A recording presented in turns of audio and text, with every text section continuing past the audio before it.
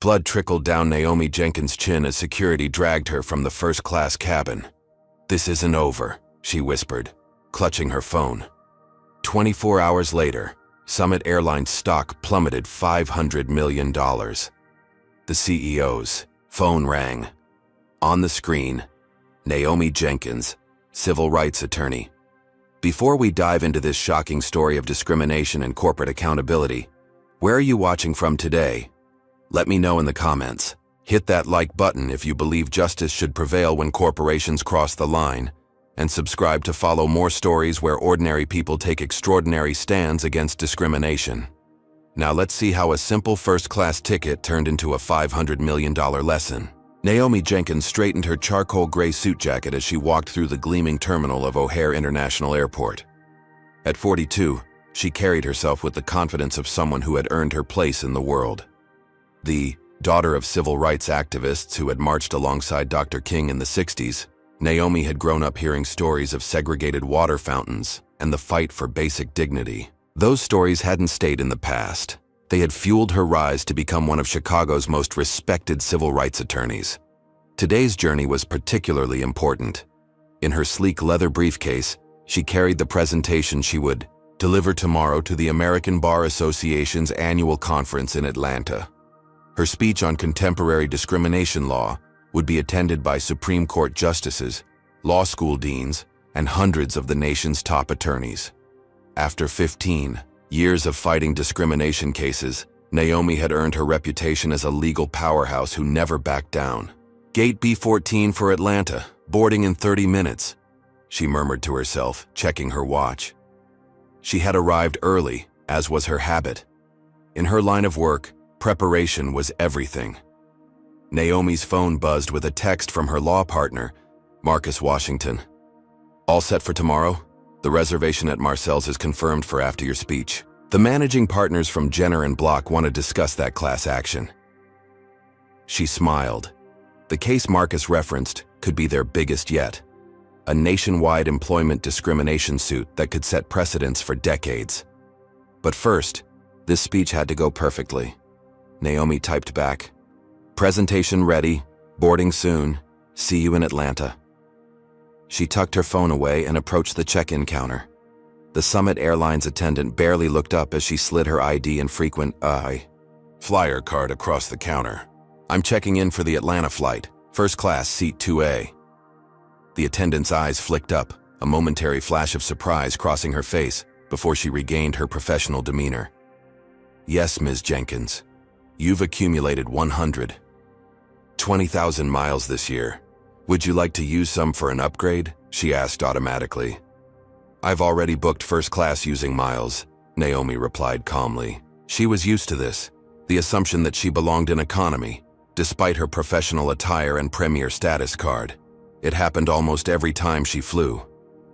"Oh, I see that now," the attendant said, her tone shifting slightly. "My apologies. You're all set for first class, seat 2A. Naomi nodded, taking her boarding pass. These small interactions, these microaggressions, were familiar companions in her journey through predominantly white professional spaces. As one of only 3 black female partners at her prestigious law firm, she had learned to navigate them with grace while never surrendering her dignity. She made her way through security with practiced efficiency. The TSA agent examined her ID a beat longer than necessary, looking between her face and the photo twice.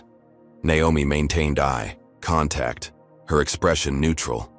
Another day, another reminder that her presence in certain spaces still registered as unexpected. At the gate, she reviewed her presentation notes one final time. Her argument centered on the evolution of discrimination in the 21st century, how it had become more subtle, but no less damaging. The irony wasn't lost on her that she experienced examples of her own thesis nearly every day. When first-class boarding was announced, Naomi gathered her things and moved toward the gate. The flight attendant scanning boarding passes smiled warmly at the white businessman ahead of her, chatting about the weather in Atlanta. When Naomi stepped forward, the same attendant's smile stiffened slightly. "Boarding pass, please," she said, her tone shifting to something more formal. Naomi handed it over, noting the quick double take as the attendant verified the first-class designation. It was a familiar reaction. Surprise followed by a recalibration of expectations. "Thank you, Miss Jenkins," the attendant said, returning, her professional smile. "Enjoy your flight." Naomi walked down the jet bridge, mentally shifting gears to prepare for her presentation. She had long ago learned that dwelling on these small incidents only drained energy she needed elsewhere. Still, she cataloged them automatically, data points in the ongoing study of American race relations that informed both her personal navigation and professional advocacy. The first-class cabin gleamed with polished surfaces and wide cream-colored leather seats. Naomi found 2A by the window and settled in, arranging her workspace efficiently. She placed her briefcase under the seat in front of her, keeping her presentation materials and laptop easily accessible. She would use the flight time to make final refinements to her speech. Other first-class passengers boarded, predominantly white men in business attire, who took their seats with the entitled ease of people accustomed to occupying premium spaces. A few glanced at Naomi with subtle surprise before looking away.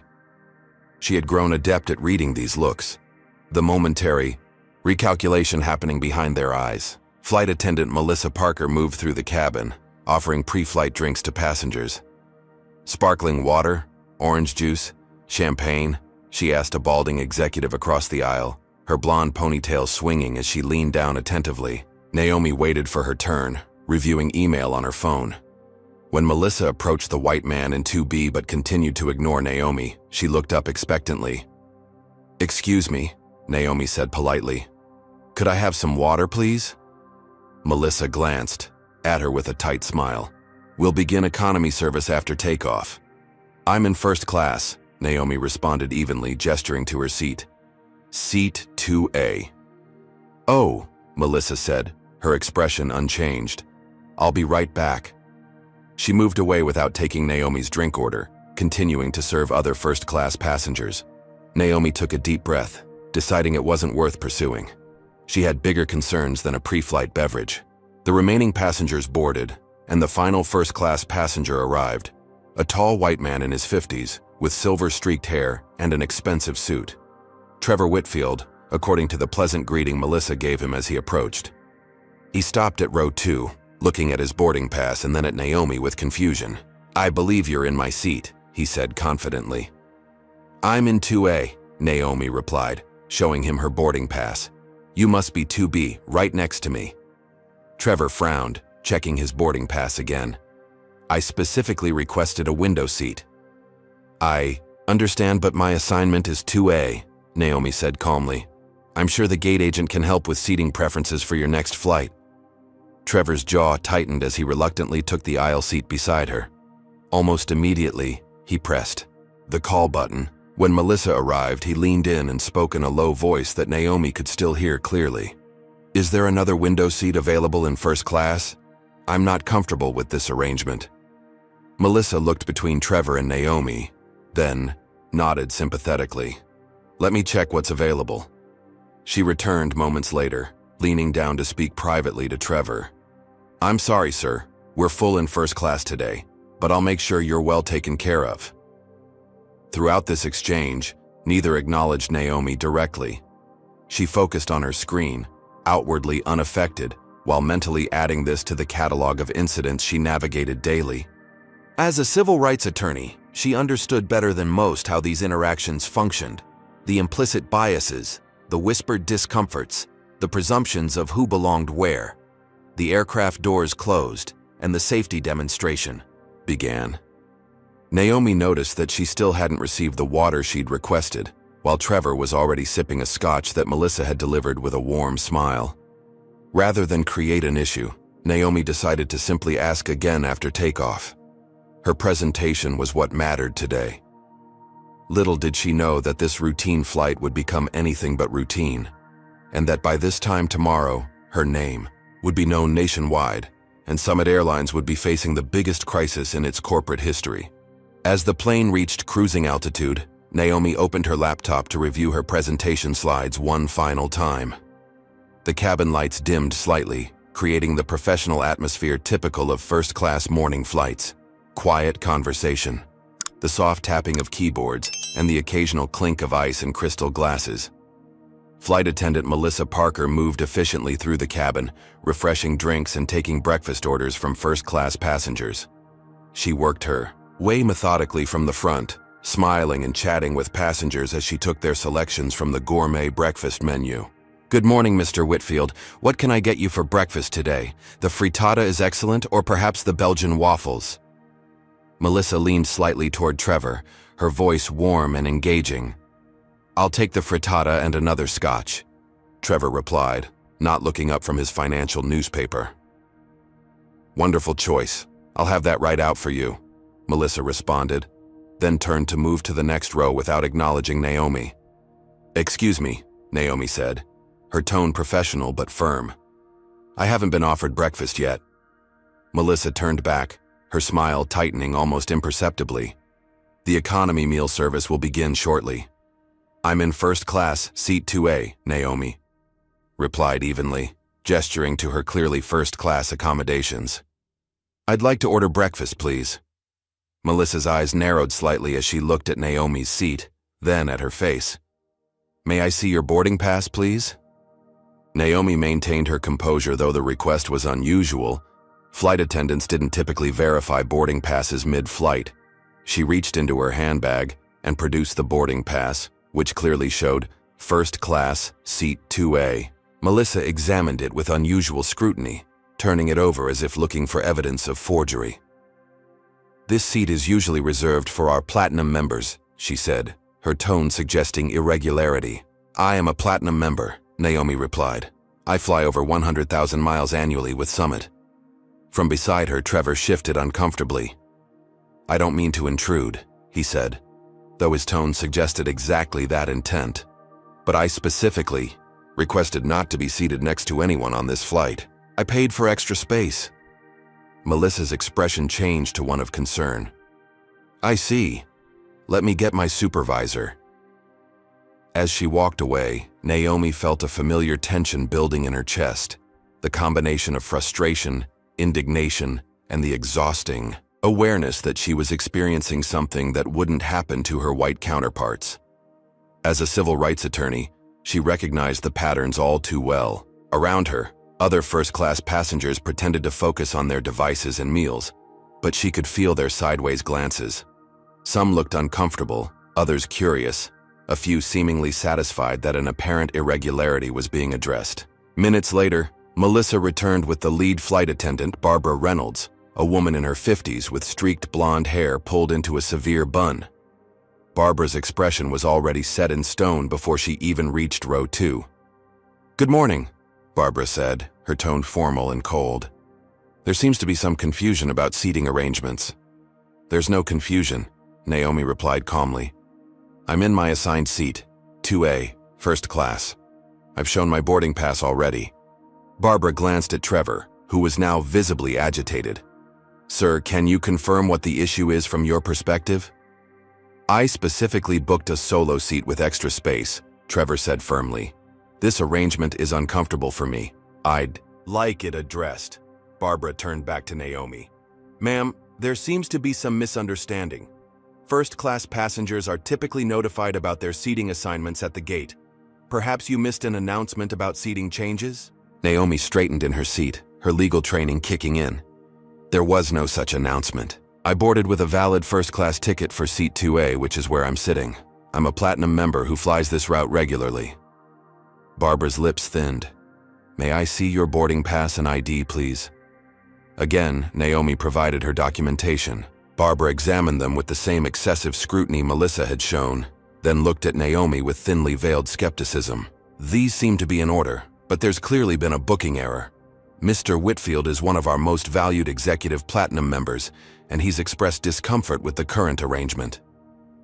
"His discomfort is not my concern," Naomi replied, maintaining her professional tone. "I have a valid ticket for this seat. Unless you can show me a legitimate reason why I should move, I'm staying where I am." Barbara's expression hardened. "Ma'am, I'm trying to resolve this amicably. We can offer you a complimentary meal in economy while we sort this out." The implication was clear. Despite her valid first-class ticket, Naomi was being asked to move to economy to accommodate a white passenger's discomfort with sitting beside her. The familiar burn of injustice rose in her throat, but she kept her voice level. "I paid for first class. I'm seated in first class. I will remain in first class," Naomi stated firmly. By now, the interaction had drawn the attention of everyone in the first-class cabin. Some passengers looked away uncomfortably, while others watched with unconcealed interest. From the row behind, Naomi heard a whispered comment. "Why is this becoming such a big deal? Just move her." Barbara lowered her voice. "Ma'am, if you continue to be disruptive, I'll need to involve the captain." "Disruptive?" Naomi raised an eyebrow. "I'm sitting quietly in my assigned seat. How exactly am I being disruptive?" "Your tone and attitude are creating a tense atmosphere in the cabin," Barbara replied. "Mr. Whitfield and other passengers are uncomfortable." Naomi looked around the cabin pointedly. "The only tension here is coming from your staff's refusal to treat me like every other first-class passenger," Trevor interjected, his voice carrying across the cabin. "This is ridiculous. I just want to enjoy my flight in peace." Barbara straightened. "I need to involve the captain. This situation is escalating unnecessarily." As Barbara walked toward the cockpit, Naomi made a crucial decision. She discreetly removed her phone and enabled the audio recording function, placing it in her jacket pocket. As a civil rights attorney, she knew the value of documentation.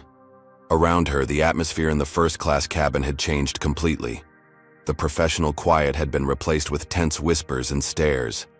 A young white woman in her 20s, across the aisle, Lily Sanders, according to her open laptop screen, caught Naomi's eye with a sympathetic glance before quickly looking away. Minutes later, Barbara returned with Captain Richard Morgan, a tall man with a silver-streaked beard and the authoritative presence that came with his uniform. "What seems to be the problem here?" he asked, directing his question to Barbara rather than assessing the situation independently. "This passenger is causing a disturbance," Barbara explained, gesturing to Naomi. "She's refusing to cooperate with crew instructions and making other passengers uncomfortable." "That's absolutely false," Naomi interjected calmly. "I'm sitting in my assigned first-class seat, which I paid for. I've been denied service that other passengers received, and now I'm being falsely accused of being disruptive." Captain Morgan barely glanced at Naomi before turning back to Barbara. "Have you verified her boarding pass?" "Yes, but there seems to be a booking irregularity," Barbara replied. "Mr. Whitfield is uncomfortable with the seating arrangement." The captain turned to Trevor. "Sir, can you explain the issue from your perspective?" Trevor straightened in his seat. "I booked a window seat with extra space. I'm in an important meeting immediately after landing and need to prepare without distraction. This current arrangement isn't what I paid for." Captain Morgan nodded sympathetically before finally addressing Naomi directly. "Ma'am, I understand. There's been a misunderstanding, but my flight attendants have the authority to reassign seats as necessary for the comfort and safety of all passengers." "There's no misunderstanding," Naomi replied firmly. "I have a valid ticket for this specific seat. The only issue here is that your staff seems to have a problem with me occupying it." "Ma'am, your tone is confrontational," the captain said, his own tone hardening. "I need you to comply with my crew's instructions." "What exactly are those instructions?" Naomi asked. "To give up my rightfully purchased first-class seat because another passenger doesn't want to sit next to me? On what grounds?" The captain's jaw tightened. "If you continue to argue, I'll have no choice but to have you removed from the aircraft." From across the aisle, Lily Sanders suddenly spoke up. "Excuse me, but this doesn't seem right. She's just sitting in her assigned seat." Captain Morgan turned a stern gaze on Lily. "Please don't involve yourself, ma'am. This is being handled." "It's being handled poorly," Naomi stated. "I'm an attorney, and I recognize discriminatory treatment when I see it." At the word discriminatory, the captain's expression darkened. "That's a serious accusation and entirely unfounded. This is about passenger comfort and compliance with crew instructions." "Then please explicitly state what policy I'm violating by sitting in my assigned first-class seat," Naomi challenged. Instead of answering, Captain Morgan turned to Barbara. "Call the air marshals. We have an uncooperative passenger who needs to be removed." The cabin fell silent. The escalation was shocking, from a seating misunderstanding to summoning federal officers in minutes. "You're removing me for sitting in my assigned seat?" Naomi asked incredulously. "I hope everyone here is witnessing this." Several passengers shifted uncomfortably. A few had their phones out, discreetly recording the interaction. Lily looked distressed but had fallen silent after the captain's rebuke. Minutes later, 2 air marshals boarded the plane and approached. Row 2. One was a tall white man with a military-style haircut, the other a shorter Hispanic man with a stern expression. "Ma'am, we need you to gather your belongings and come with us," the taller marshal stated. "On what grounds?" Naomi asked, her voice steady despite her racing heart. "Failure to comply with crew instructions. Please come with us now." "I'm in my assigned seat with a valid ticket," Naomi replied. "I've broken no laws or regulations. This removal is unlawful." The marshals exchanged glances. The shorter one leaned down. "Ma'am, we can do this the easy way or the hard way, but you are getting off this plane." Naomi remained seated. "I will not voluntarily give up my rightfully purchased seat. If you remove me, you'll be doing so without legal justification." The taller marshal reached for her arm. "Please stand up, ma'am." "Do not touch me," Naomi stated firmly. "I do not consent to being removed from my lawful seat." The marshal grabbed her arm anyway, attempting to pull her to her feet. Naomi did not resist physically, but she did not assist either, remaining limp as they tried to extract her from the window seat. "This is assault," she stated clearly, making sure her phone continued recording in her pocket. The marshals became more forceful, now physically lifting her from the seat while Trevor pressed himself against the opposite side of his seat, watching with a mixture of satisfaction and discomfort. As they dragged her into the aisle, Naomi's lip caught on the armrest, splitting open. She tasted blood but remained composed, knowing that appearing angry or aggressive would only reinforce stereotypes and potentially escalate the situation further. "Everyone on this flight is witnessing a civil rights violation," she announced calmly as they pulled her down the aisle. Blood trickled from her lip, staining the collar of her white blouse. "Summit Airlines is removing a valid first-class passenger, solely because a white passenger was uncomfortable sitting next to me." The first-class cabin was deadly silent as she was dragged past. Some passengers looked away in shame, others watched in shock, and a few recorded the incident on their phones. Lily Sanders had tears in her eyes but remained frozen in her seat. As they reached the door of the aircraft, Naomi turned her head, making eye contact with as many witnesses as possible. Blood running down her chin, she spoke clearly. "This isn't over." What Summit Airlines didn't know was that they had just manhandled one of the nation's top civil rights attorneys, and by this time tomorrow, their company would be in free fall, hemorrhaging $500 million in value overnight.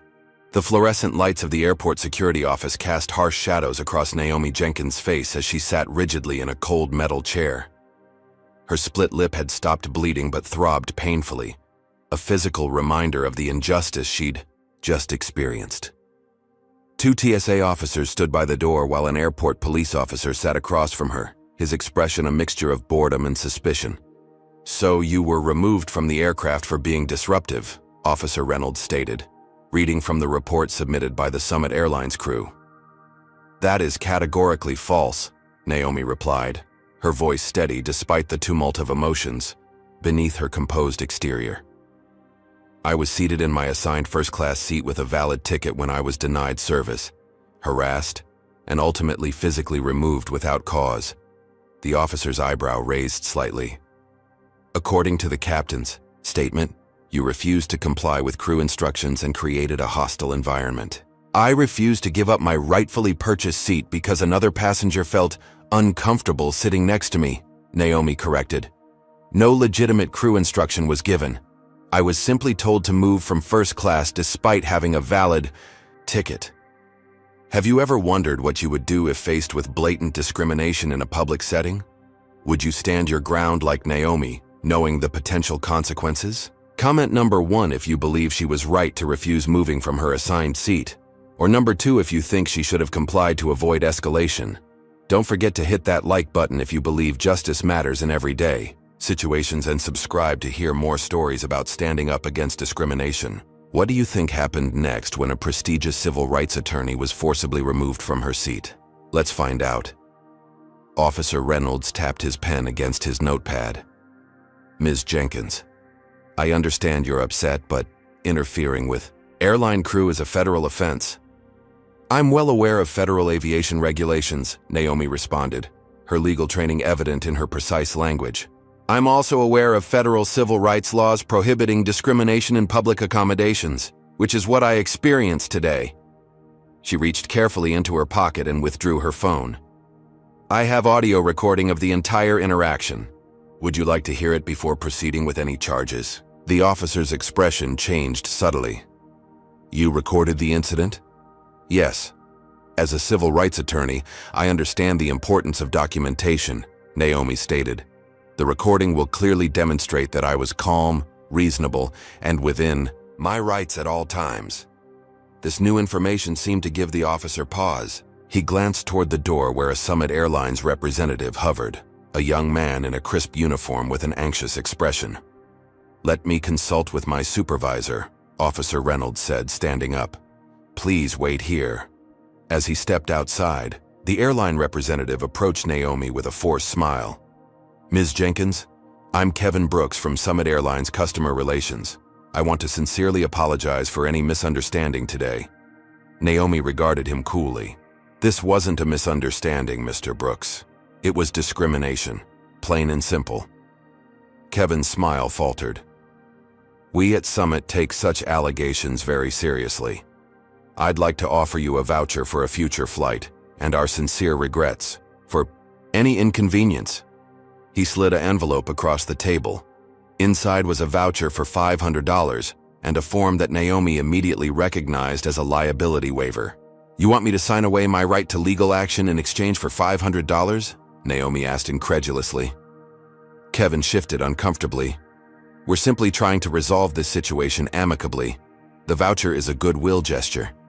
Naomi slid the envelope back without touching the waiver. Mr. Brooks, I've spent 15 years representing clients in discrimination cases. This goodwill gesture is insultingly inadequate, and frankly, reveals that Summit doesn't understand the gravity of what occurred today.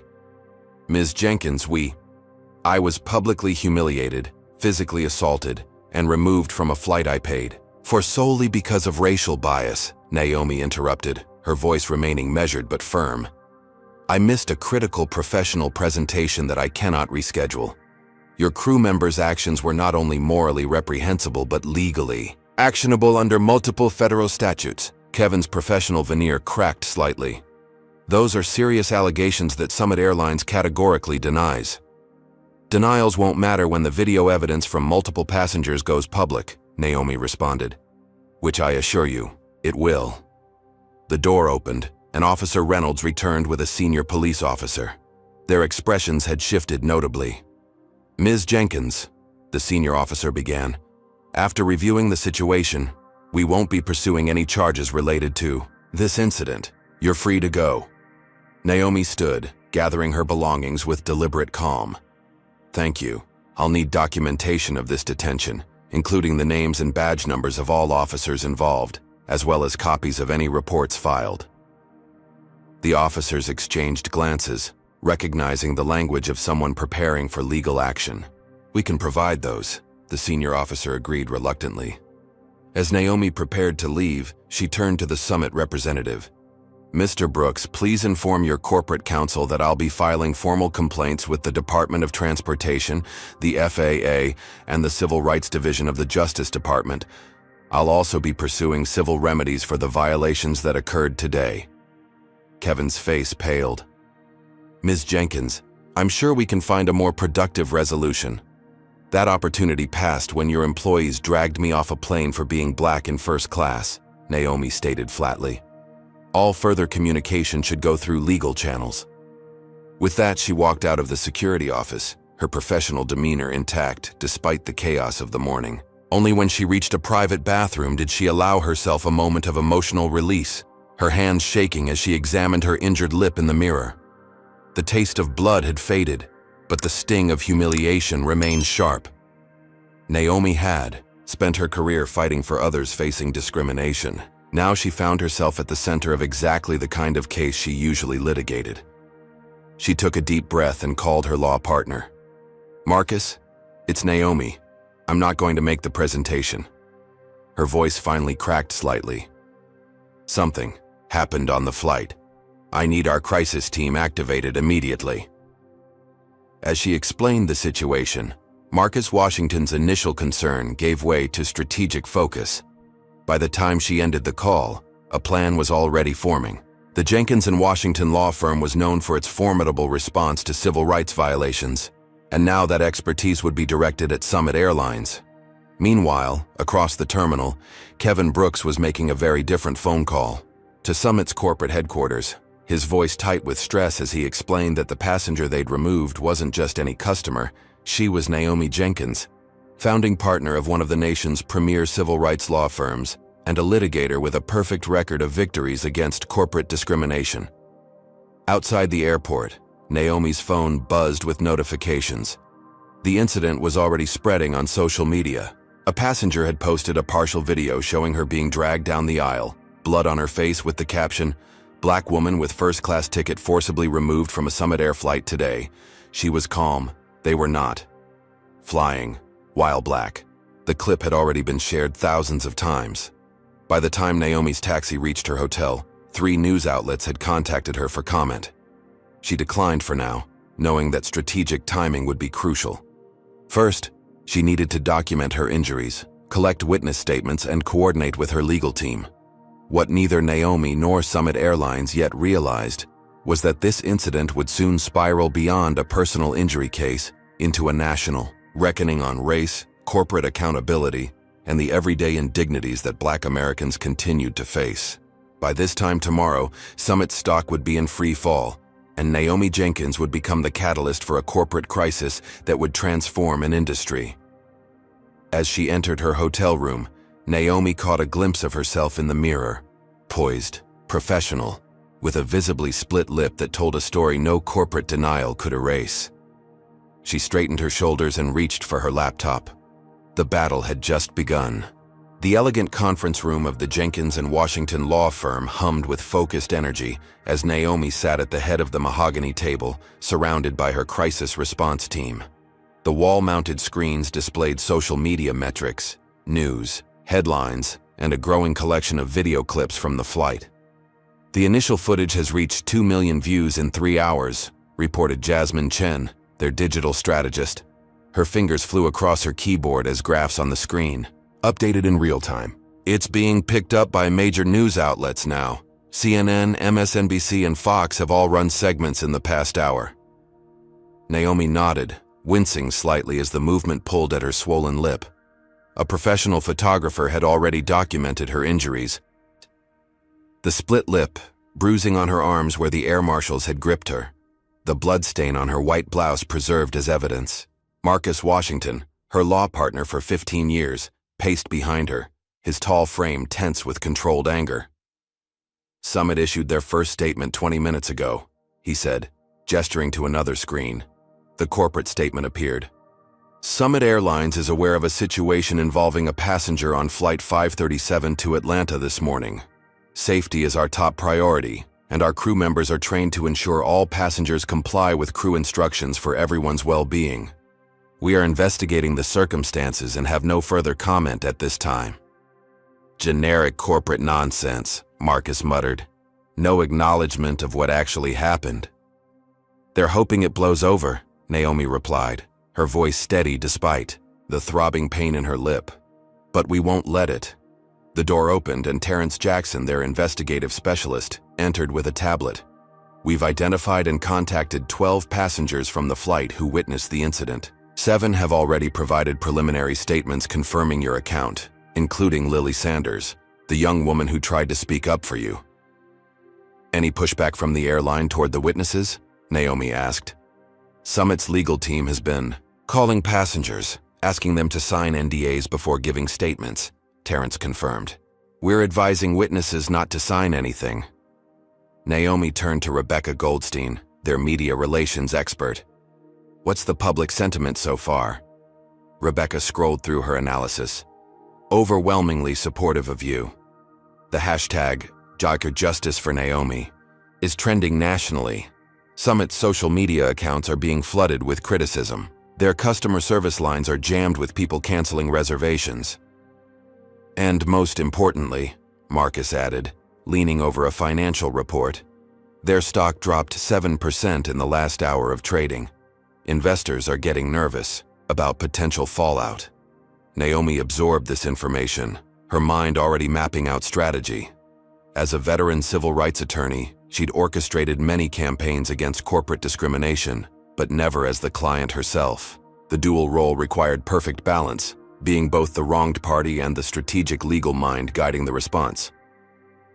Summit will try 3 approaches, she predicted, addressing the room.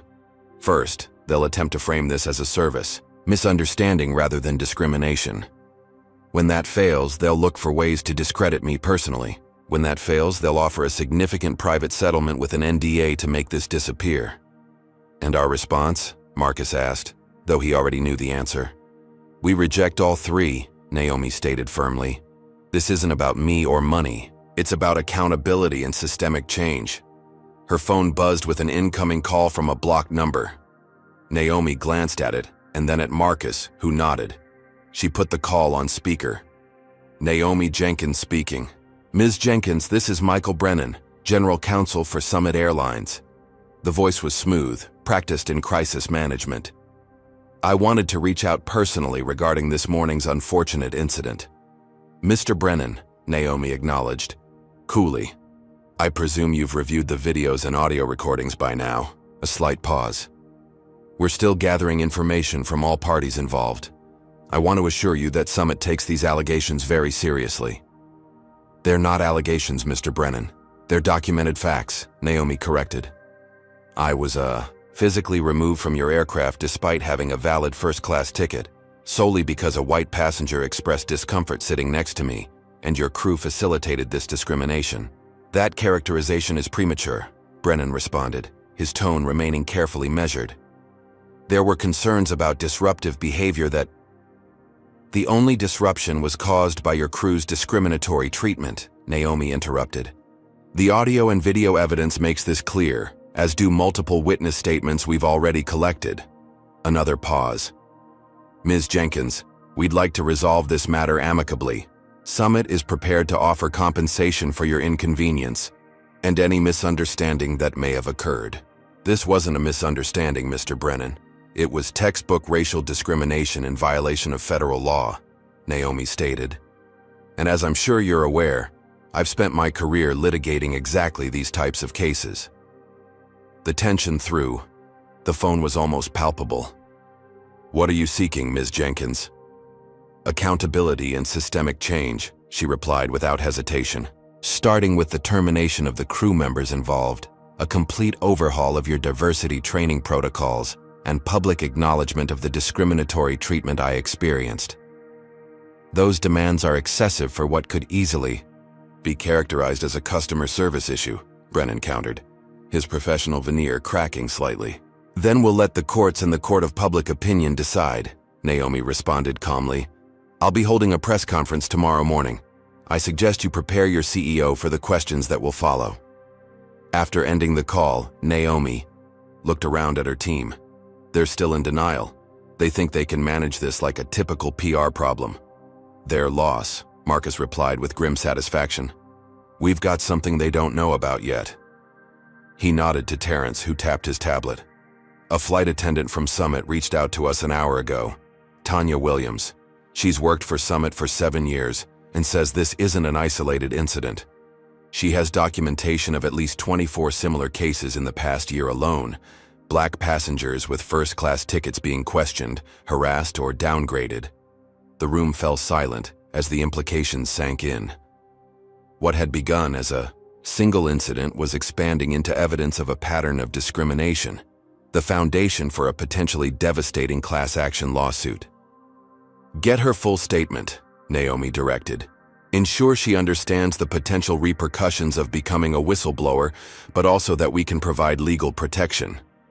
As the team dispersed to their tasks, Naomi remained at the table studying the growing social media response.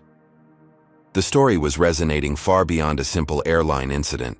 It had touched a nerve in the national conversation about race, how spaces remained unofficially segregated, how the simple act of existing, while black in certain environments, still triggered scrutiny and suspicion. Her phone buzzed again with a text from her mother. "Saw the news. Your father and I are so proud of you for standing your ground. This is why we marched all those years ago. Love you." The message brought unexpected tears to Naomi's eyes. Her parents had faced fire hoses and police dogs during civil rights protests in the 1960s. 60 years later, their daughter was still fighting variations of the same battle, more subtle perhaps, but no less damaging. Marcus returned with fresh coffee, setting a cup beside her. "You okay?" Naomi showed him the text. "It's strange being on this side of the case. I keep thinking about all our clients over the years, how they felt in these moments." "You're handling it with the same grace they did," Marcus assured her, "and Summit has no idea what's coming." Outside the law firm's windows, the Chicago skyline gleamed in the afternoon sun, while across the country, in Summit Airlines corporate headquarters, emergency meetings were being convened as executives began to grasp the magnitude of their crisis.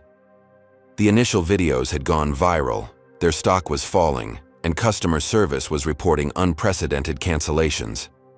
What had started as one crew's decision to remove a passenger was rapidly evolving into a corporate nightmare, with no easy resolution. By morning, Summit Airlines would face the full strategic force of one of the nation's premier civil rights law firms. And by the end of tomorrow's trading day, $500 million of company value would vanish as investors fled from the gathering storm. The battle lines were drawn, but only one side truly understood the war that was coming. The conference room at Jenkins & Washington law firm had transformed into a command center by early evening. 3 whiteboards were covered with strategic notes, timelines, and legal citations. Laptops and tablets illuminated determined faces as the expanded team worked with methodical precision. Naomi stood at the center of this controlled chaos, reviewing documents while speaking into a conference call. Despite her split lip and the emotional toll of the day, she projected absolute focus. This was familiar territory, just usually from the advocate's side rather than the client's. "The press conference is scheduled for 9 a.m., she confirmed to the media team. "We'll distribute preliminary evidence packets to selected journalists at 8:30. Marcus will handle the initial statement, then I'll take questions." As she ended the call, Marcus approached with a secure tablet. "Tanya Williams came through in a big way," he said, his voice low with controlled anger. "This goes deeper than we thought." Naomi took the tablet, scanning the whistleblower's detailed statement and supporting documents. Tanya Williams, a black flight attendant with Summit for 7 years, had been secretly documenting a pattern of discriminatory practices within the airline. "They have an actual policy?" Naomi's voice was incredulous as she read further. "Not officially on paper," Marcus clarified, "but look at the training materials." Naomi scrolled to the presentation slides from Summit's flight attendant training program. One section titled "Premium Cabin Management" contained disturbing guidance. "Ensure passengers match typical first-class demographic profile," and "discreetly verify credentials of passengers who may appear out of place." "This is corporate sanctioned profiling," Naomi murmured, continuing to read. "Did she provide the data on passenger removals?" Marcus nodded grimly. 24 black passengers with valid first-class tickets were questioned, harassed, or removed in the past year. Only 2 white passengers faced similar treatment, both for actual rule violations involving alcohol. The implications were staggering. What had happened to Naomi wasn't an isolated incident or the actions of a few biased employees. It reflected systematic discrimination embedded in corporate culture and training. "We need to verify this independently," Naomi decided. "Reach out to our contacts at the Department of Transportation. See if there's a pattern in the formal complaints filed against Summit." As Marcus left to make the calls, Rebecca Goldstein entered with fresh social media analytics. "The story has gone international," she reported. Over 15 million views across platforms. Celebrity influencers are weighing in, mostly supporting you. Summit's stock closed down 12%. Today, Naomi nodded, processing this information. What's their PR response so far? Still stonewalling, Rebecca replied. Their updated statement claims they're conducting a thorough investigation, but continues to frame it as a passenger compliance issue rather than discrimination. And the crew members involved? Captain Morgan gave an interview to Aviation Daily, claiming you were argumentative and refused reasonable crew instructions. Flight attendant Barbara Reynolds hasn't made any public statements, but her social media history. Rebecca hesitated. What about it? Naomi prompted. Our digital team found several problematic posts she tried to delete today. Complaints about entitled minorities and memes mocking black passengers. Screenshots have already leaked to Twitter. This revelation didn't surprise Naomi, but it strengthened their case considerably. Add those to the evidence packet for tomorrow. The door opened again, and Terrence entered with another tablet. We've been digging into Summit's corporate structure and major investors, he explained. Something interesting came up. He displayed a complex ownership diagram. Summit's parent company, Apex Holdings, has several major investors with troubling histories. The largest Winchester Capital has settled 3 discrimination lawsuits in the past decade. Their founder, Gerald Winchester, sits on Summit's board and has a history of opposing diversity initiatives. Naomi studied the connections, seeing the bigger picture emerge. So this goes beyond frontline employees to the very top of the corporate structure. Exactly, Terrence confirmed. Winchester specifically blocked a proposed diversity training program last year, calling it unnecessary political correctness. This information added another dimension to their strategy. The problem wasn't just biased flight attendants. It was corporate leadership that enabled and protected discriminatory practices. As the team continued building their case, Naomi stepped away briefly to a quiet corner office. The adrenaline that had carried her through the day was fading, leaving room for the emotional impact to surface. Her hands trembled slightly as she touched her swollen lip. The humiliation of being dragged from the plane played in her mind. The stares, the physical manhandling, the blood on her blouse. As a civil rights attorney, she had counseled countless clients through similar traumas, but experiencing it firsthand revealed dimensions she hadn't fully appreciated before. Her phone buzzed with a text from her father. Just saw you on the news. Remember what we always taught you. They can take your seat but never your dignity. Proud of you, baby girl. Naomi smiled despite her pain, drawing strength from her family's legacy of resilience. 3 generations of her family had faced discrimination in different forms. Her grandparents under Jim Crow laws, her parents during the civil rights movement, and now her in the supposedly post-racial corporate America. The forms evolved, but the underlying prejudice remained. A soft knock on the door interrupted her thoughts. Jasmine entered with concern on her face. We're getting reports. That Summit's PR team is digging into your background, she warned. They're looking for anything they can use to discredit you. Standard playbook, Naomi nodded. Let them try. My record speaks for itself. There's more, Jasmine continued hesitantly. We've detected what appears to be a coordinated effort to shift the narrative online. Suddenly there are dozens of accounts claiming you were actually disruptive on the flight, that you demanded special treatment, that the whole thing is a setup for a lawsuit. Trolls or organized campaign? Naomi asked. Looks organized. The accounts use similar language and timing. We suspect Summit has engaged a crisis management firm that specializes in reputation attacks.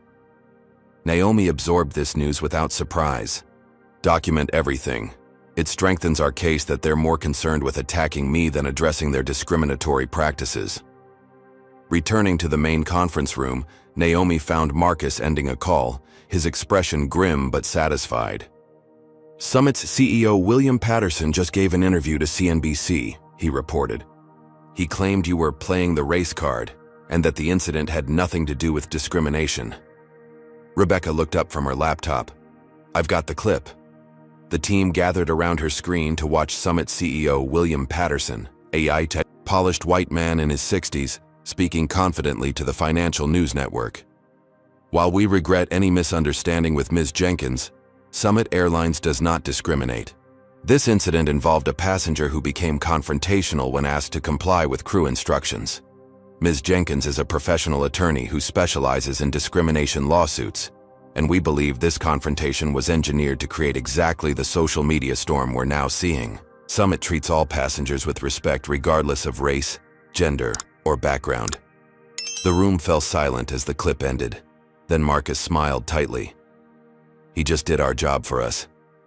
He publicly accused me of fabricating a discrimination incident for financial gain, Naomi noted, her legal mind immediately processing the implications.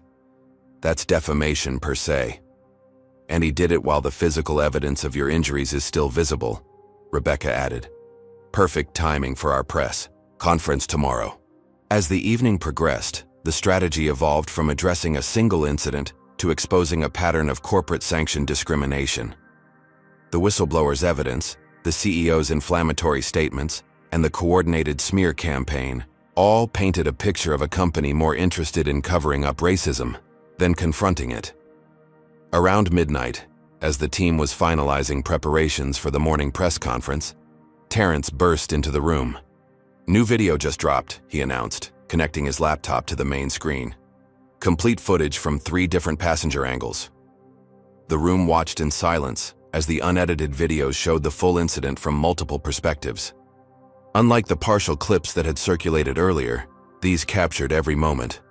From Naomi's calm assertions of her rights to the excessive force used to remove her, the blood dripping from her lip, and the stunned expressions of other passengers. Most damaging of all, the videos clearly showed Trevor Whitfield stating, "I don't feel comfortable sitting next to her kind," and Barbara Reynolds responding, "I understand completely, sir.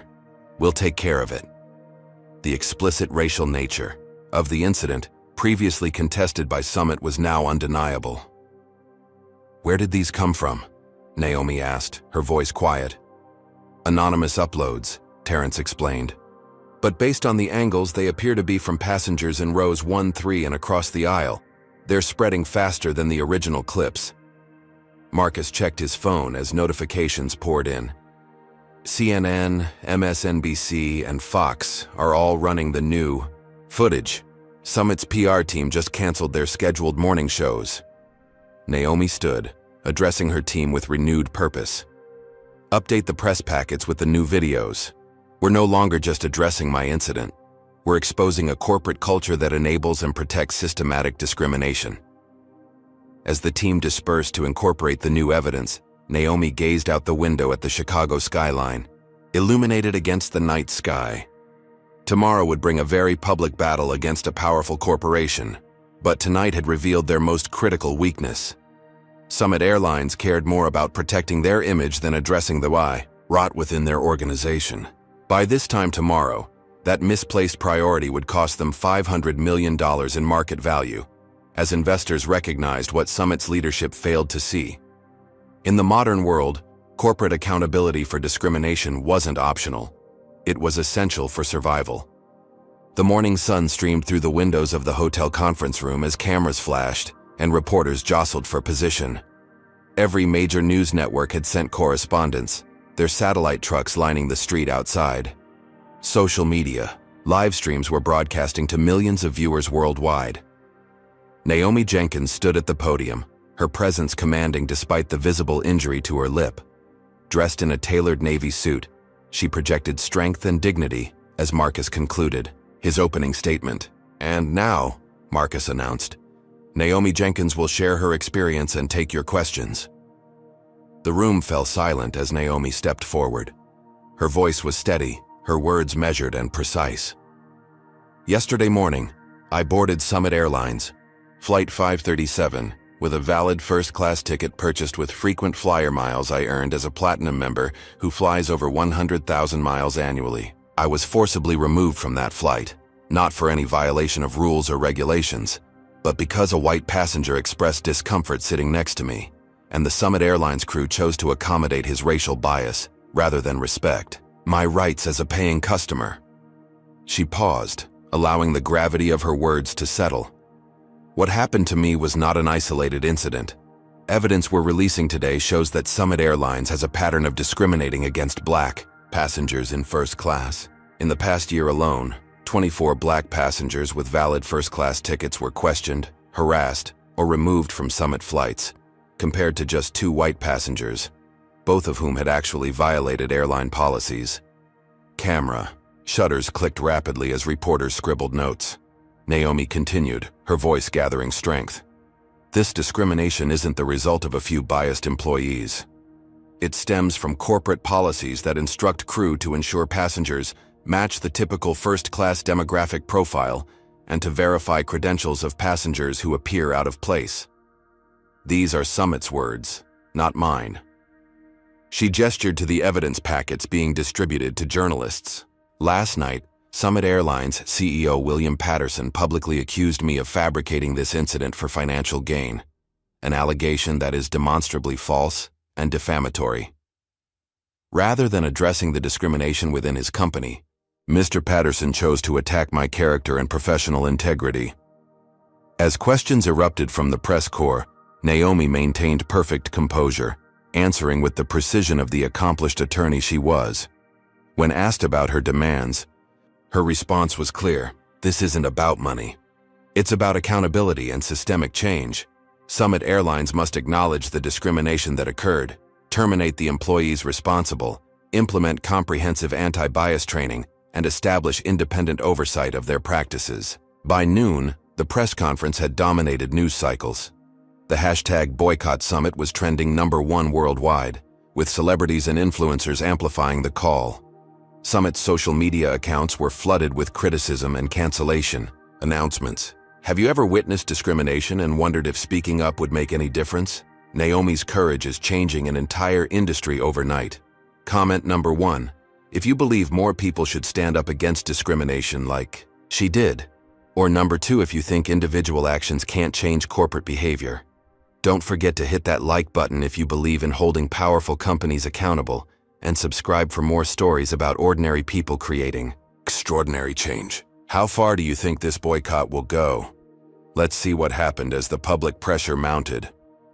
In the corporate headquarters of Summit Airlines, panic was setting in. The executive conference room had been converted into a crisis command center, with marketing, legal, and PR teams working frantically to contain the expanding disaster. Our call centers are overwhelmed with cancellations, reported the customer service director.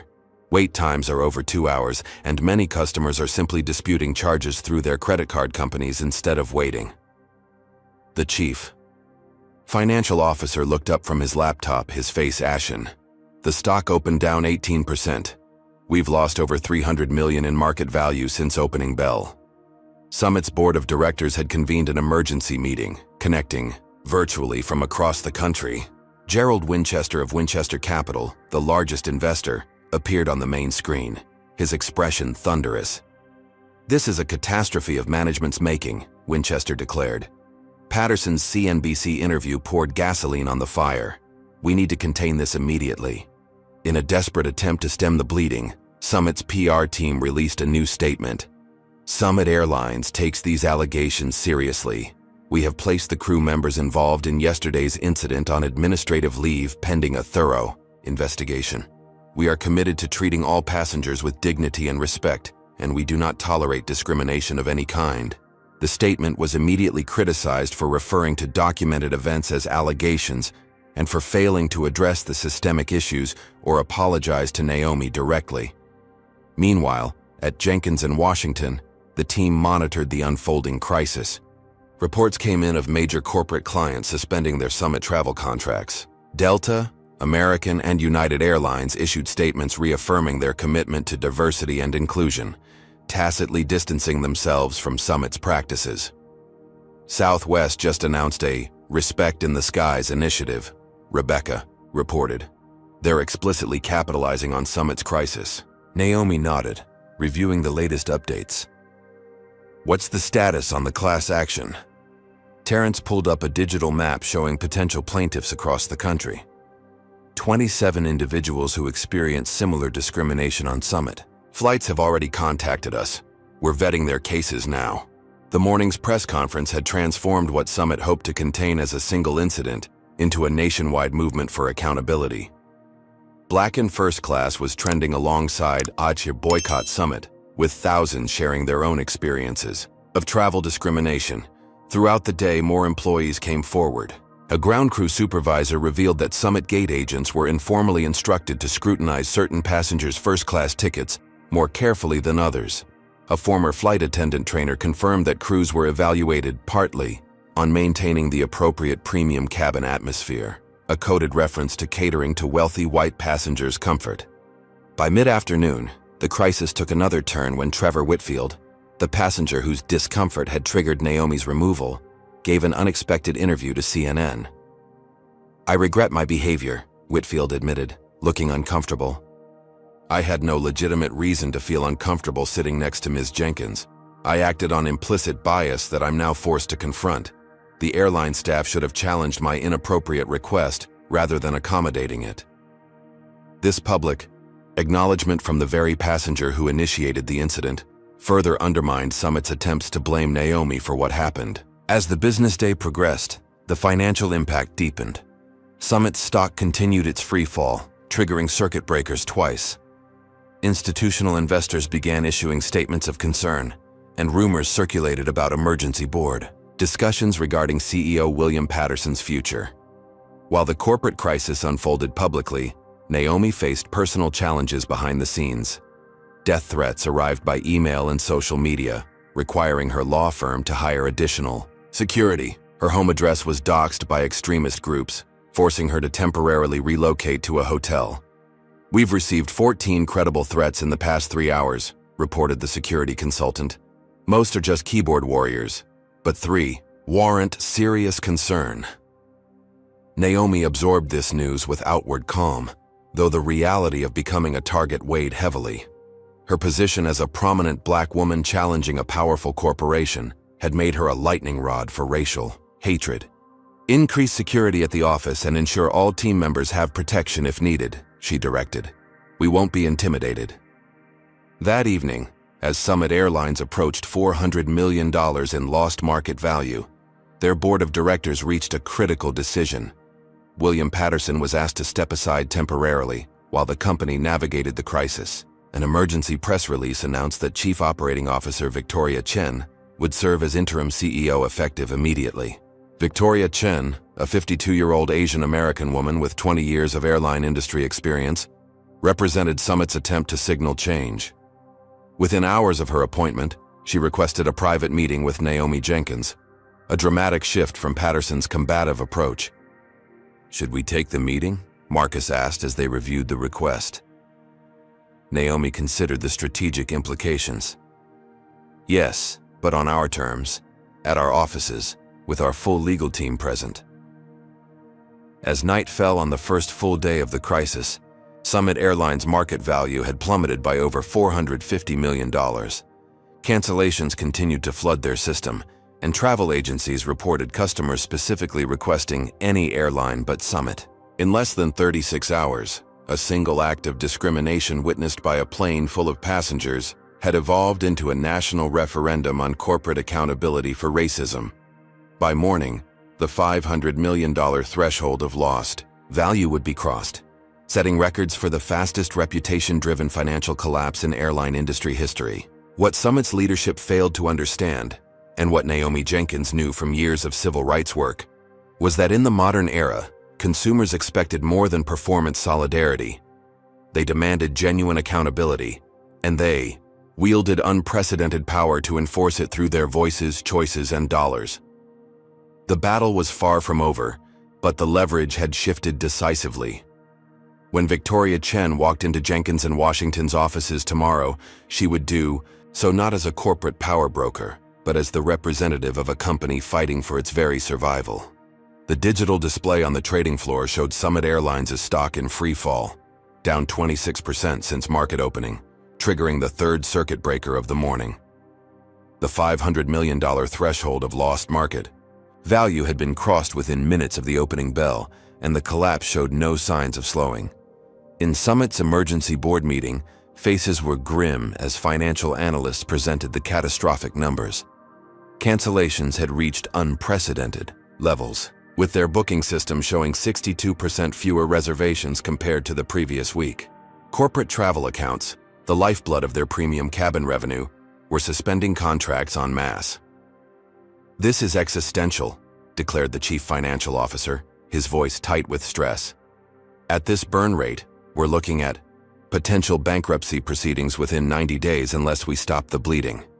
Gerald Winchester, joining virtually from his Manhattan office, no longer bothered hiding his fury. Patterson's handling of this situation has destroyed $500 million in shareholder value in less than 48 hours.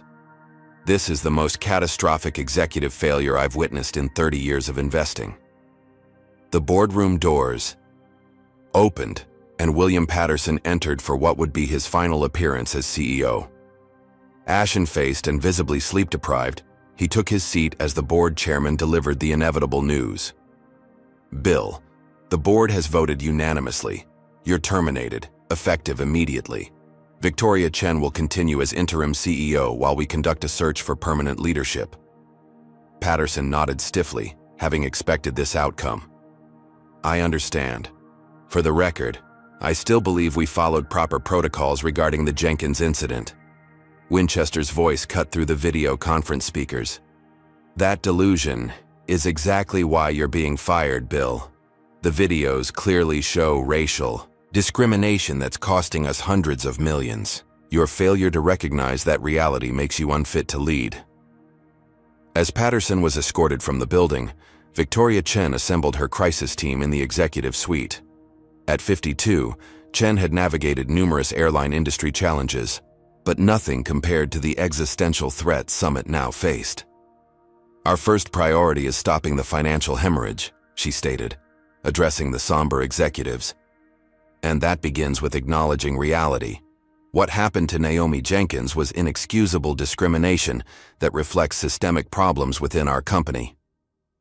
The shift in tone was dramatic. After 2 days of denials and deflection under Patterson, Chen's candor stunned the room into silence. "I've reviewed all videos, audio recordings, and internal communications," she continued. "The evidence is irrefutable. A valued customer with a valid first-class ticket was removed from our aircraft because of racial bias. Our crew enabled that. Discrimination instead of preventing it. Our training materials inadvertently encouraged profiling, and our former CEO compounded the damage by attacking Ms. Jenkins rather than taking responsibility." She pulled up a presentation slide showing the afternoon's scheduled meeting. "In 2 hours, I'll be meeting with Naomi Jenkins and her legal team. I'm going prepared to acknowledge these facts, offer a genuine apology, and present a comprehensive plan for systemic change. Any questions?" The head of legal raised his hand hesitantly. "Ms. Chen, admitting fault to this degree could significantly increase our liability exposure, and continuing to deny the obvious will destroy this company entirely," Chen replied firmly. "Sometimes the right thing morally is also the right thing financially. This is one of those times." Across town, Naomi Jenkins prepared for the meeting. In her law firm's conference room. The past 48 hours had been exhausting, but validating. What began as a humiliating personal experience had catalyzed a national conversation about race, privilege, and corporate accountability. "Victoria Chen's background is impressive," Marcus noted, reviewing her profile. 20 years in the industry, MBA from Wharton, reputation as a change agent at her previous airline. "She's also faced discrimination herself," Rebecca added. In a 2018 industry conference, she spoke about being mistaken for service staff despite being an executive vice president at the time. Naomi absorbed this information, considering its strategic implications.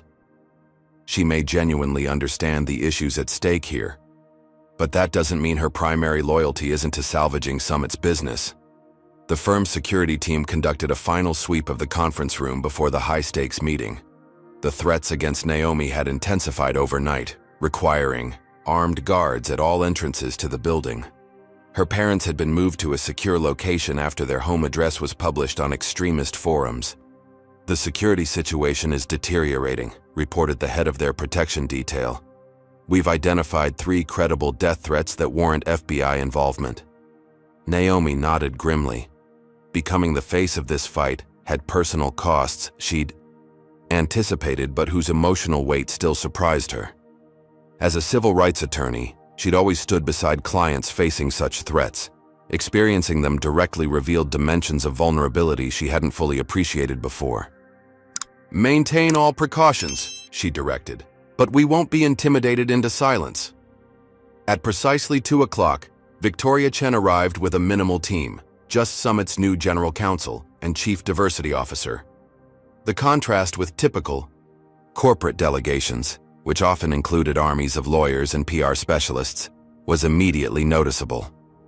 After introductions, Chen opened with unexpected directness. "Ms. Jenkins, I want to begin by offering my personal and professional apology for the discriminatory treatment you experienced on our aircraft. What happened to you was wrong, inexcusable, and reflects failures at multiple levels of our organization." The room fell silent.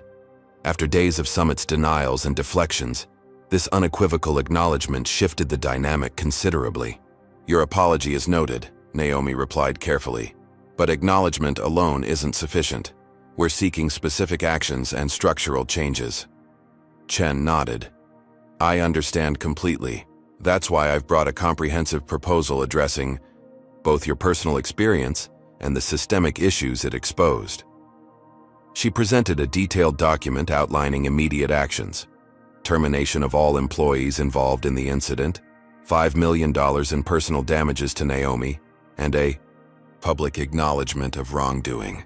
More significantly, the proposal included structural reforms: mandatory anti-bias training for all staff, revision of all training materials to eliminate discriminatory guidance, establishment of an independent oversight committee with civil rights representatives, and $50 million dedicated to industry-wide diversity initiatives.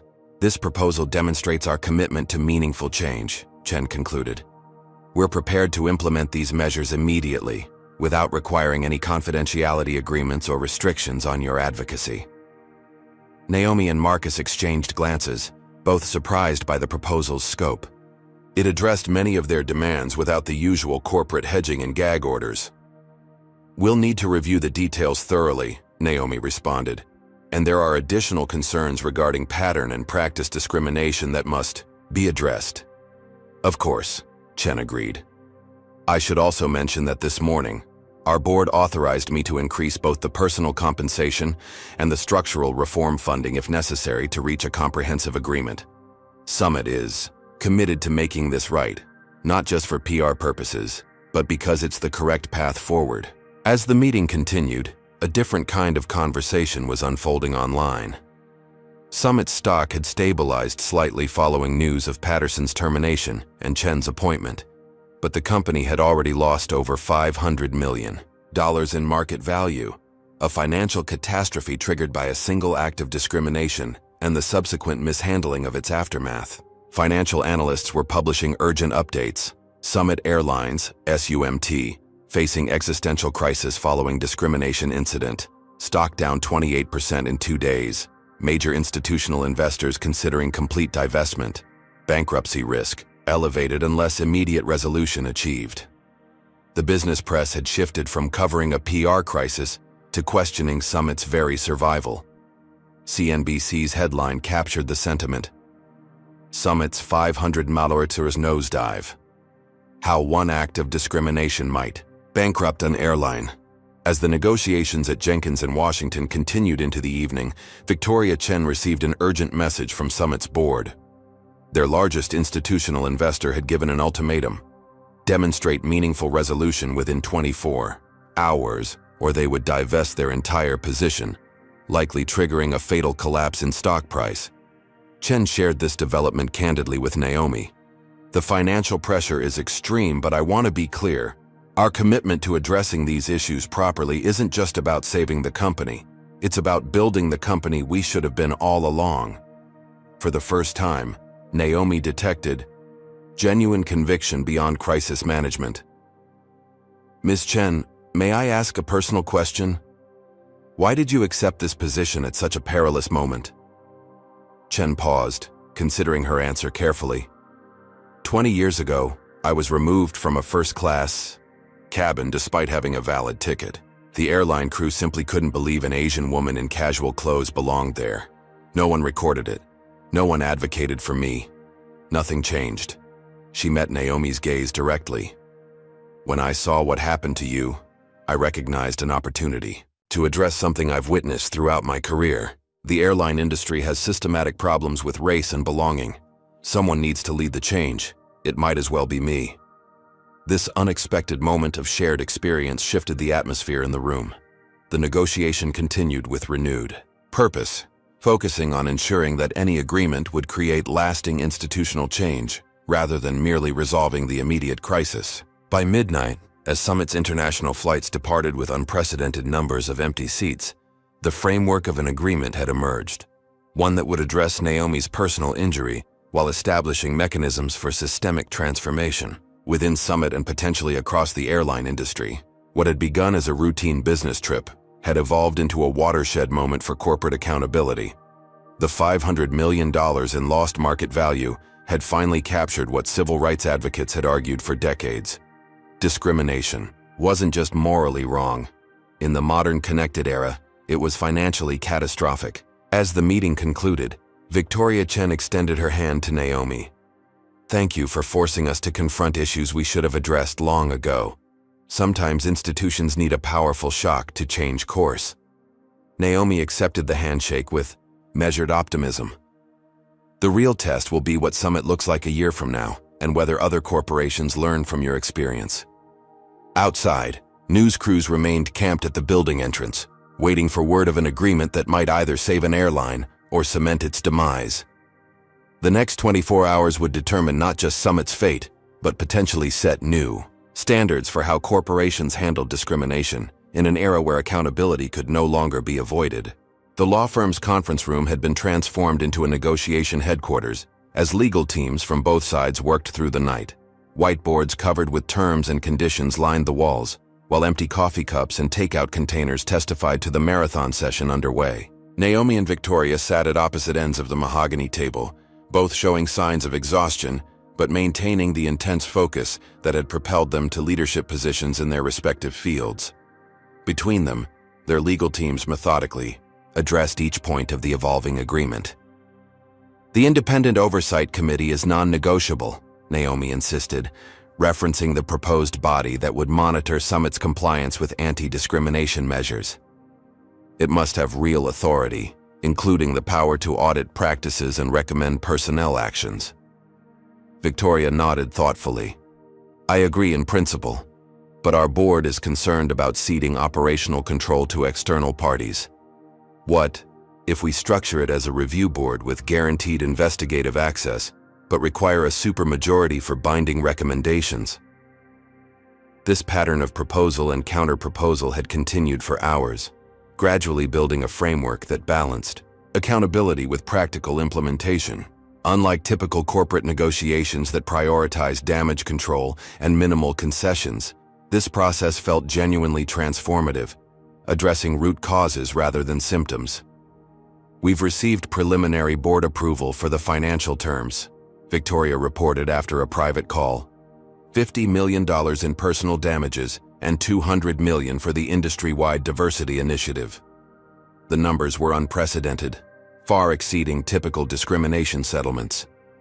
But as Summit's legal team had finally recognized, this case had already cost them $500 million in market value. The company's very survival depended on demonstrating meaningful change. "The financial terms are acceptable," Naomi acknowledged. "But money alone doesn't create cultural transformation. The structural changes are equally important." As dawn approached, they had reached agreement on most major points. Termination of all employees involved in the incident, complete overhaul of training materials, mandatory anti-bias education for all staff, and the establishment of the Independent Oversight Committee with diverse representation. Victoria Chen requested a brief private meeting with Naomi as their teams took a breakfast break. In a smaller conference room, away from the lawyers and staff, she spoke with unexpected candor. "I want you to understand something," Victoria began. "Some of our board members still don't fully grasp what's happening here. They're treating this as a PR crisis to manage rather than a fundamental ethical failure requiring transformation." Naomi's expression remained neutral. That doesn't surprise me. Corporate culture changes slowly, especially at the top. I'm fighting those attitudes internally, Victoria continued.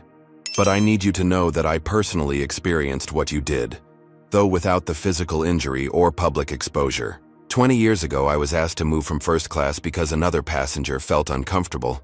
When I refused, the flight attendant said, "People like you should be grateful we let you fly at all." Victoria's professional composure cracked slightly as she shared this memory.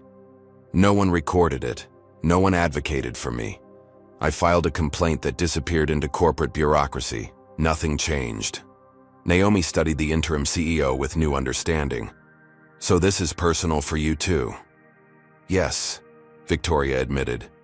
"When I saw what happened to you, I recognized not just a crisis for Summit, but an opportunity to address problems I've witnessed throughout my career. The airline industry has systematic issues with race and belonging. Someone needs to lead real change." This moment of shared experience created an unexpected bridge between adversaries. Both women had navigated predominantly white corporate spaces their entire careers, developing the composure and strategic thinking necessary for survival while never surrendering their dignity. "The agreement we're crafting isn't just about resolving your case," Victoria continued. "It's about creating a template for transformation that other companies might follow, not because it's profitable or generates good PR, but because it's right." When they returned to the main negotiation, the dynamic had subtly shifted. The discussion moved beyond specific terms to the broader vision of what Summit Airlines could become, an industry leader in inclusive practices rather than a cautionary tale of discrimination's consequences. By mid-morning, news had leaked that negotiations were nearing completion. Summit stock had stabilized somewhat, though still down 25% from its pre-incident value. Financial analysts speculated about the settlement's impact on the company's future. As the legal teams finalized documentation, a new challenge emerged. Anonymous threats against both Naomi and Victoria had intensified overnight, suggesting a coordinated campaign to derail the agreement. Summit's security team reported suspicious activity targeting their corporate systems, while Jenkins and Washington detected multiple attempted intrusions into their network. "The backlash is escalating," Marcus informed Naomi during a break. "We've traced some of the threats to sources connected with extremist groups, but others appear linked to corporate interests, possibly competitors hoping Summit collapses, or business associates of former CEO Patterson." This external pressure only strengthened both women's resolve to complete the agreement. By early afternoon, all major points had been addressed, and the final document was being prepared for signatures. As they waited, Victoria received an urgent message. Summit's digital security team had discovered text messages between former CEO William Patterson and board member Gerald Winchester discussing how to handle the situation if any of those people cause problems in first class. The messages, dated 6 months earlier, referenced a policy of discreetly discouraging undesirable elements from premium cabins. Victoria immediately shared this information with Naomi. "This confirms what we suspected. The discrimination was known and tacitly approved at the highest levels." Naomi's legal team quickly incorporated this new evidence into the final agreement, strengthening the language around leadership accountability and board-level oversight of anti-discrimination measures. By late afternoon, the comprehensive agreement was ready. At 78 pages, it represented the most detailed corporate anti-discrimination framework ever negotiated in the airline industry. The financial terms, $50 million in personal damages to Naomi and $200 million for industry-wide initiatives, were accompanied by structural changes that would fundamentally transform Summit's culture and practices. As Naomi reviewed the final document, she reflected on the journey from her humiliating removal from Flight 537 to this moment of systemic change. The personal cost had been substantial: threats, media scrutiny, the emotional toll of becoming the face of yet another racial incident. But the potential impact extended far beyond her individual experience to address patterns of discrimination affecting countless travelers. Victoria Chen signed first, her signature representing Summit Airline's commitment to transformation. When Naomi added her signature, the room fell momentarily silent, acknowledging the historic nature of the agreement.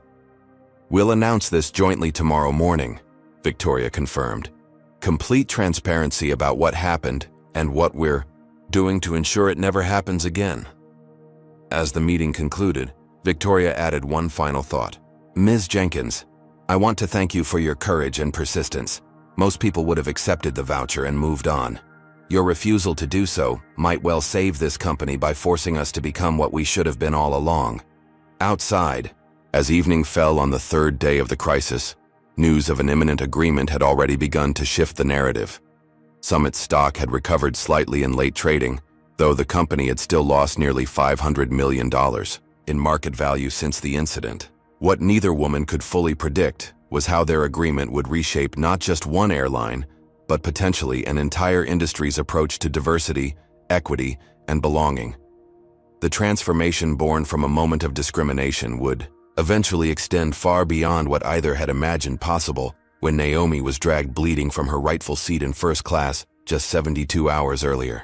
Camera flashes illuminated the hotel ballroom as Naomi Jenkins and Victoria Chen stood side by side at the podium. Behind them, a backdrop displayed the logos of both Summit Airlines and the newly established Transportation Equity Foundation. The room was packed with journalists from around the world, all focused on the historic announcement about to be made. Victoria spoke first, her voice steady and clear. "3 days ago, Summit Airlines failed in our most fundamental obligation: to treat all customers with dignity and respect regardless of race, gender, or background." Naomi Jenkins, a distinguished attorney and valued customer, was wrongfully removed from her rightful first-class seat due to racial bias. "Today, we acknowledge that failure without qualification and announce comprehensive measures to ensure it never happens again." She turned slightly toward Naomi, whose split lip had begun to heal but remained visible, a physical reminder of the incident's reality that no corporate statement could erase. "On behalf of Summit Airlines, I offer our deepest apology to Ms. Jenkins for the discrimination, humiliation, and physical injury she experienced. This apology extends to all passengers who have faced similar treatment in our cabins. What happened was inexcusable, and we are taking unprecedented steps to address both this specific incident and the systemic issues it revealed." Victoria then outlined the agreement's key points: $50 million in personal damages to Naomi, termination of all employees involved in the discrimination, and establishment of the Transportation Equity Foundation with a $200 million endowment to promote diversity throughout the industry. Most significantly, she announced structural changes that would transform Summit from within: mandatory comprehensive anti-bias training for all 28,000 employees, revision of all training materials to eliminate discriminatory guidance, creation of an independent oversight committee with civil rights leaders, and implementation of the industry's first anonymous reporting system for discrimination incidents. These measures represent not just crisis management, but a fundamental recommitment to equity as a core value, Victoria concluded. Summit Airlines will become the industry leader in inclusive practices, not because it's profitable, but because it's right.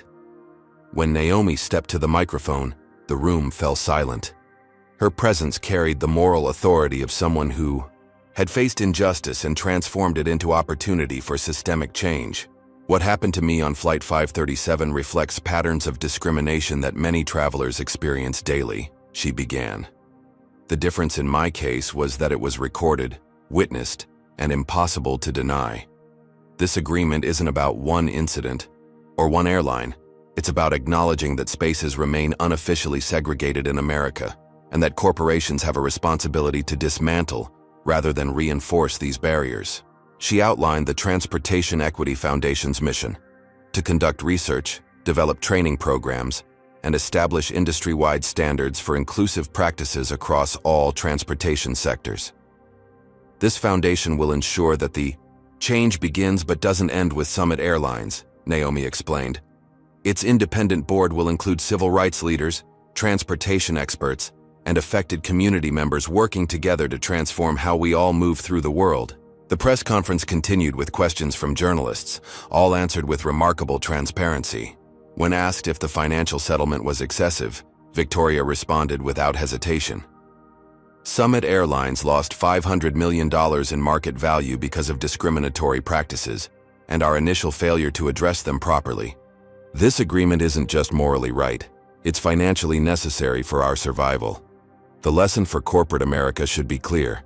Discrimination isn't just wrong, it's devastatingly expensive. As the formal announcement concluded, markets responded immediately. Summit's stock began to recover, with financial analysts noting that the clear accountability and forward-looking strategy had restored some investor confidence. Though the company's value remained significantly below pre-incident levels, the existential threat of collapse had receded. In the weeks that followed, the agreement's implementation began in earnest. The first visible change came when Barbara Reynolds, Melissa Parker, and Captain Richard Morgan, the crew members involved in Naomi's removal, were publicly terminated for violations of company policy and failure to uphold basic standards of equal treatment. The message to all Summit employees was unmistakable. Discrimination would no longer be tolerated at any level. Next came the comprehensive review of training materials.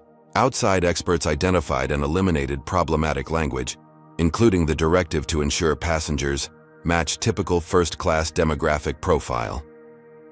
New guidelines explicitly instructed crew members to challenge rather than accommodate passenger requests based on racial discomfort. The Independent Oversight Committee assembled with remarkable speed, bringing together respected civil rights leaders, transportation experts, and diverse community representatives. Their first meeting, live-streamed to demonstrate transparency, established clear metrics for measuring progress and mechanisms for accountability. 3 months after the incident, Naomi Jenkins boarded another Summit Airlines flight, this time as an honored guest on the inaugural journey of the airline's New Era initiative. The first-class cabin now featured crew members of diverse backgrounds, including several who had been passed over for premium cabin assignments under previous leadership. In a powerful moment of reconciliation, the lead flight attendant, a black woman who had been restricted to economy service for years despite seniority, personally welcomed Naomi aboard. On behalf of the new Summit Airlines, welcome to first class, where everyone with a ticket belongs. The industry-wide impact spread rapidly. Competing airlines, recognizing the financial and reputational risks of similar incidents, rushed to implement their own diversity initiatives. The Transportation Equity Foundation began publishing quarterly scorecards rating airlines on inclusive practices, creating market incentives for improvement. 6 months later, Summit Airlines had recovered much of its lost market value while transforming its corporate culture. Victoria Chen's interim role had been made permanent, with the board recognizing her leadership in navigating the crisis. Most significantly, passenger surveys showed increased satisfaction across demographic groups, demonstrating that inclusion enhanced rather than detracted from the customer experience. 1 year after being dragged bleeding from her rightful seat, Naomi Jenkins stood before a classroom of law students at Howard University, sharing lessons from what had become a landmark case in corporate accountability. The most powerful tool for change in corporate America isn't necessarily legislative or judicial action, she explained. It's the combination of irrefutable documentation, strategic advocacy, and market consequences. Summit Airlines didn't change because they suddenly developed a moral compass. They changed because discrimination cost them $500 million in 3 days. A student raised her hand.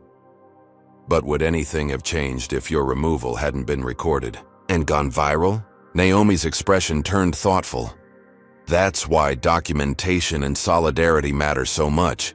My parents marched for basic rights in the 60s with fire hoses turned on them. Today, our phones and social connections can be equally powerful, weapons in the continuing struggle for dignity and belonging. As she concluded her lecture, Naomi shared a final development.